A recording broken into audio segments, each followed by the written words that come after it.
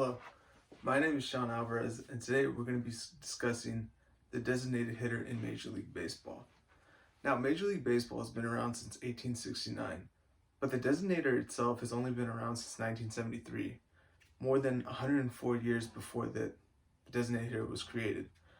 Now, in the recent years, the idea of a universal designated hitter has come up a lot in discussions and debates, not only with the commissioner of baseball, but among fans and players themselves. Now, first of all, what is a designated hitter? The designated hitter is a rule that was implemented by the American League in Baseball back in 1973, which requires teams to put a position player in the batting lineup in place of where the pitcher would hit. While he's not required to hit ninth, he's able to move up and down in that lineup wherever the manager deems necessary. Now, notice that I said that it's only for the American League. The National League has not implemented this yet.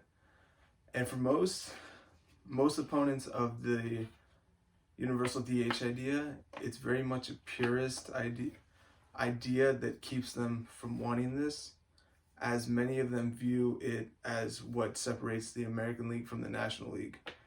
Now, both players and fans alike have been lobbying recently for the idea of a universal designated hitter for a few reasons. And those being that A, it produces more offense, B, it affects attendance and sales of tickets for the game, and then C, it's overall safer for pitchers, as we'll bring up a few instances later in this discussion. Now, being a fan of the sport ever since I was a little kid, and especially since I'm a fan of the Dodgers, which are a team in the National League, I've been able to see and research a lot on the designated hitter rule, both how it would affect the National League and how it has been affecting the American League recently. Now, to begin with how the designated hitter rule affects the American League on offense, it's important to note that in 2017, the American League scored 11,443 runs, while the National League only scored 11,139 runs. While this may seem insignificant, as it's only about a 300-run difference, it's important to note that unlike football, a sport that scores high, as well as basketball, baseball only scores about 3 to 4 runs a game, so that's about 100 games difference.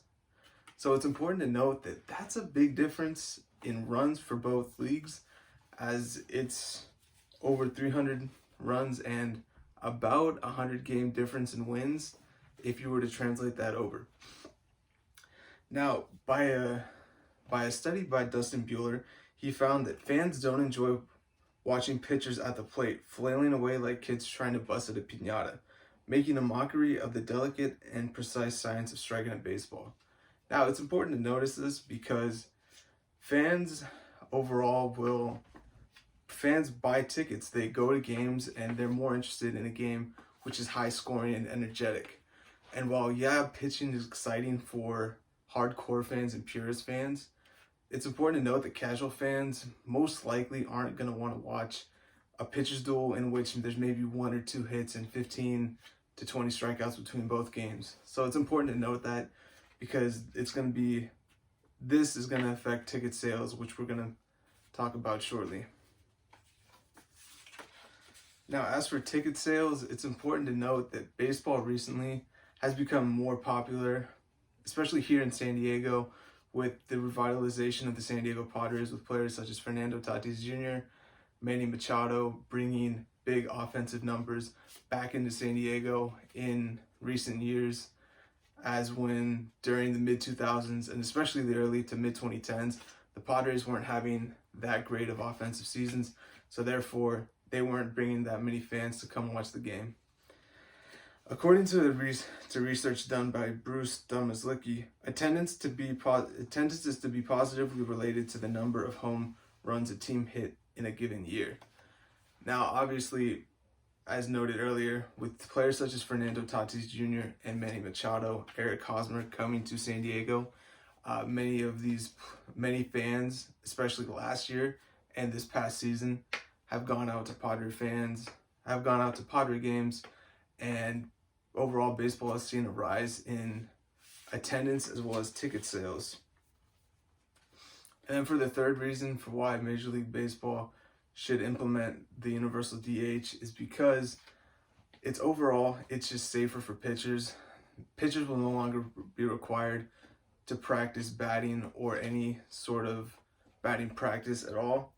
And we actually saw an event early in the 2021 season where Zach Gallen was injured. He had a stress hairline fracture in his wrist as a result due to batting practice early in the 2021 season, and he had to miss 2 weeks.